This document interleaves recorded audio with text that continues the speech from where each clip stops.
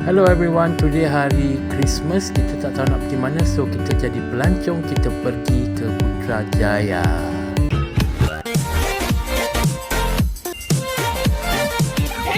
Don't forget to like, share, subscribe to my channel.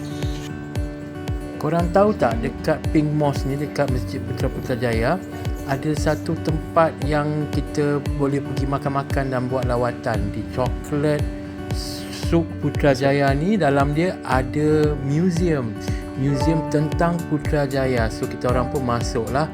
Dia buka setiap hari daripada 10 pagi hingga 5 petang. Museum ini berharga RM5 untuk Abah dan Mami dan RM3 untuk Fazil. Untuk anak-anak bawah 3 tahun masuk adalah percuma.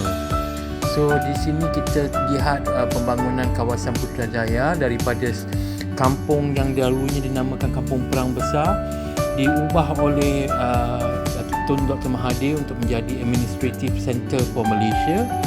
Di sini kita boleh tengok pembangunan dan sejarah tentang Putrajaya. Ada replika kecil Putrajaya, ada Putrajaya Steps, tasik-tasik Putrajaya, bangunan-bangunan Putrajaya dan sebagainya. So kita boleh masuk dekat sini. Very interesting as this is hidden inside the Putrajaya Story Museum ni, hidden inside Putrajaya Chocolate Shop. Before Putrajaya becomes a Malaysian Main Administrative Centre, tempat ini actually ada long history that many people don't know about. So today, let's explore how Putrajaya changed from Kampung Perang Besar to the modern city we see today. Dia ada buat macam-macam dekat sini. Ada kita masuk, ada pameran hutan, ada pameran wetland.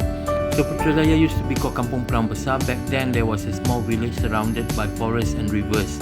So that's why kita bangunkan wetland di sini, bangunkan hutan dan sungai-sungai di sini. People yang duduk di sini mainly works as farmers, fishermen and rubber tappers. Life was simple, quiet and very kampung style. So exhibit dekat sini membayangkan permulaan Putrajaya lah, dan dibangunkan. Ada kereta, ada juga hot air balloon dekat sini juga untuk kita bergambar. In the 1990s, the government decided that Malaysia needed a new administrative centre. Kuala Lumpur was getting too crowded, so Putrajaya was chosen because of its strategic location and open land yang terletak di antara Sepang International Airport dengan Bandar Kuala Lumpur. So digazetkan untuk menjadi administrative centre. Construction started and slowly Kampung Perang Besar transformed into Putrajaya, named after Malaysia's first Prime Minister Tunku Abdul Rahman Putra Al-Haj. Ini adalah contoh bilik Perdana Menteri. Fazil dengan Mami ambil gambar.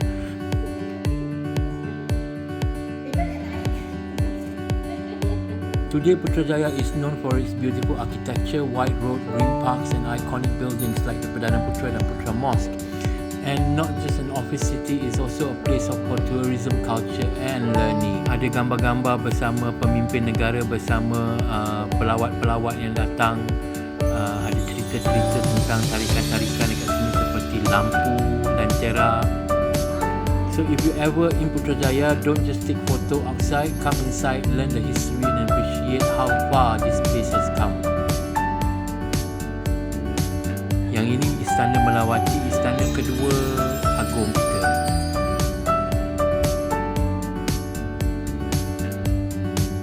Ini ada pameran tentang acara lampu.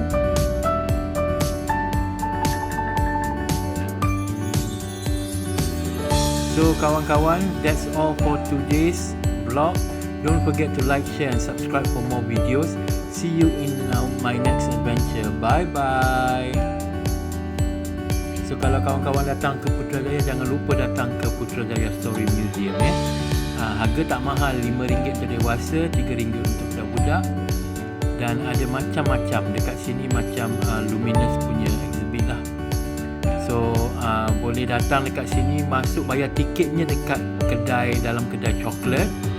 Lepas tu masuk di sebelah kiri dan keluar pula. Nanti kita akan keluar, habis sahaja lawatan ni kita akan keluar melalui kedai coklat itu tadi. So itu saja perjalanan Fazil for today's vlog. Don't forget to like, share and subscribe for more videos. Hit butang notifikasi untuk dapat notifikasi antara video-video terbaru Fazil. So kita jumpa lagi dalam video akan datang. Bye bye.